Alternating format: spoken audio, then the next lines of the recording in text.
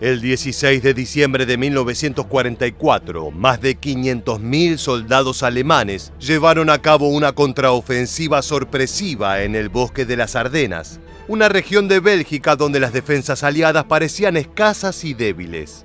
Su objetivo era inclinar nuevamente la balanza de la guerra en favor del Tercer Reich.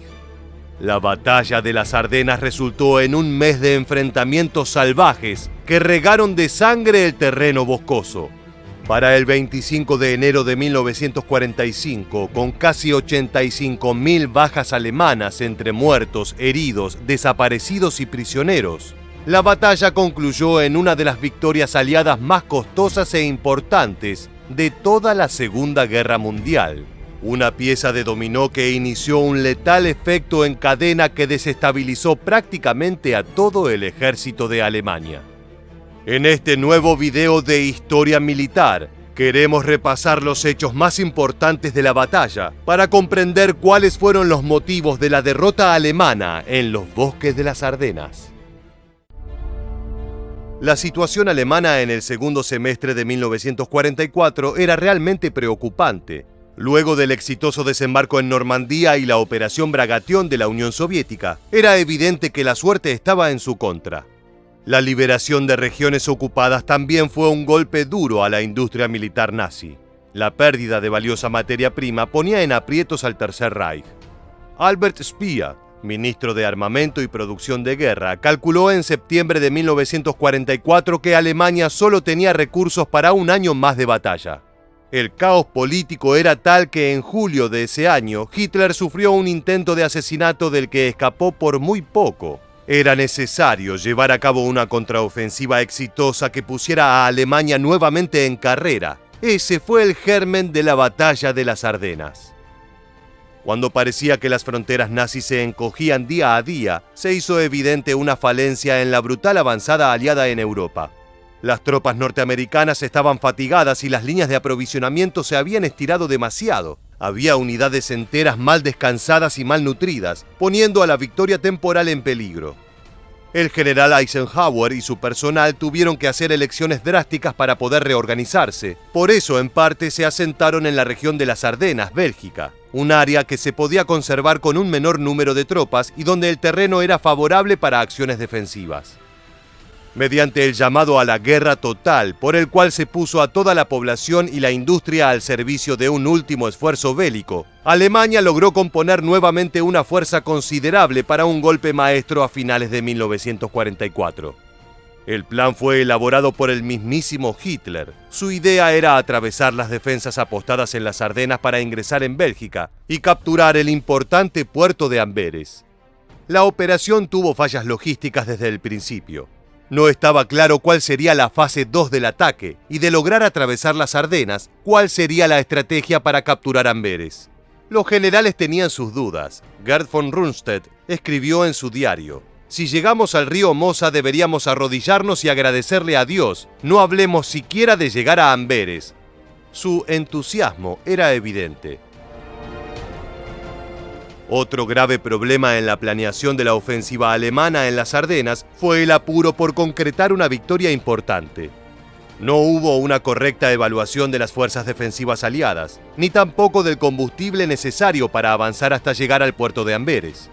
Se estima que las unidades alemanas tenían combustible para 30 kilómetros, por lo que era fundamental que pudiesen capturar tanques aliados para continuar con la operación. De lo contrario, era un viaje solo con boleto de ida. Además, Hitler y sus generales dependían enteramente del mal clima para que las tropas aliadas no pudiesen usar su poder aéreo. Si la historia militar deja una enseñanza, es que el clima no siempre responde a las necesidades de líderes y generales, solo responde a su voluntad salvaje.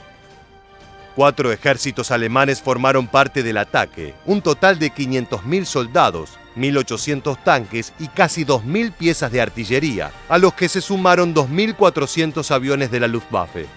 El problema no era la cantidad, sino la distribución del material.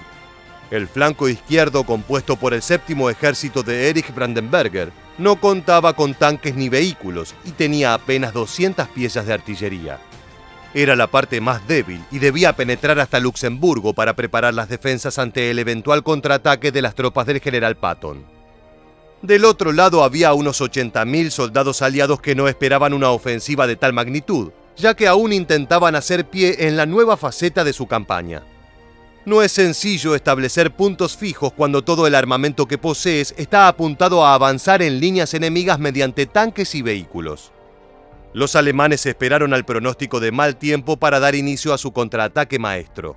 Entre noviembre y diciembre lograron movilizar casi todas sus tropas en secreto, operando de noche y sin prender fuegos para cocinar. Pero tantos cuidados resultaron en otro problema para los alemanes.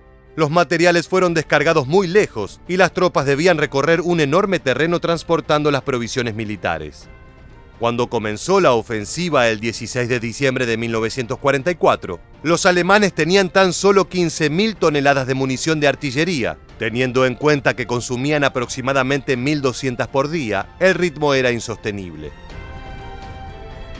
El primer día fue poco satisfactorio para Alemania. Las tropas al norte no lograron penetrar debido al bosque y el clima, y los tanques tenían problemas con los caminos. En el centro se dieron algunas victorias, pero esto fue opacado por el fracaso en el sur, donde los soldados quedaron inmovilizados por la artillería aliada. Cuando se hizo evidente que no era un ataque aislado, los aliados reevaluaron su estrategia y reforzaron rápidamente a los ejércitos en la región, y en menos de una semana llegaron 250.000 soldados a Bélgica. El efecto sorpresa perdió su efectividad de inmediato, y a medida que Alemania fue quedándose sin artillería, también tuvo que separar sus unidades para rodear los pueblos donde el control aliado era demasiado fuerte. Entre ellos es importante destacar el municipio de Bastoña, donde se dio un asedio brutal.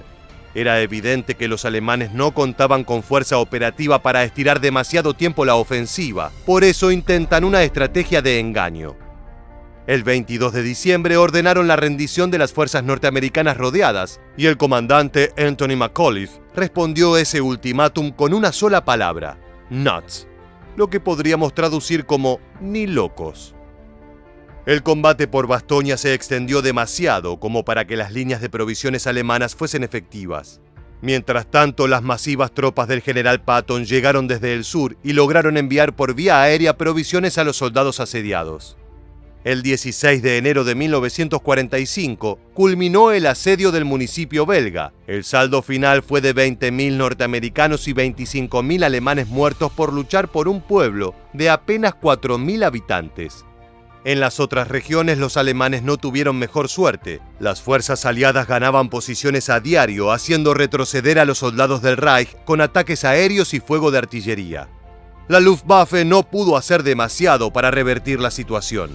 El 1 de enero se lanzó la Operación Bodenplatte, un ataque aéreo con más de 850 naves. Fue una visión imponente para todos los que la atestiguaron. El problema es que Hermann Göring ordenó que todos los pilotos que no hayan concretado ataques debían volver a despegar. Una decisión pésima. Eso quitaba el efecto sorpresa y ponía a las naves en riesgo. En total perdieron el 40% de su poder aéreo en una sola jornada, siendo incapaces de sumar nuevas naves debido a problemas logísticos. El 25 de enero de 1945, tras un mes de batalla y varios crímenes de guerra cometidos por ambos bandos, Estados Unidos anunció su victoria en la Batalla de las Ardenas. Por su parte, el Tercer Reich iniciaba un desmoronamiento ya inevitable. Entre los motivos principales del fracaso alemán se encuentran la desesperación, la falta de planeación, la enorme superioridad aérea aliada y la falta de reconocimiento del terreno para pautar un plan claro para llegar a los objetivos estratégicos. Como gran parte de las derrotas alemanas en el último año del conflicto, el error fue actuar con desesperación al ver que su imperio de terror estaba tambaleando. Así llegamos al final del video. Esperamos que te haya gustado tanto como a nosotros revivir estos hechos históricos. Nos reencontraremos en el próximo video de Historia Militar.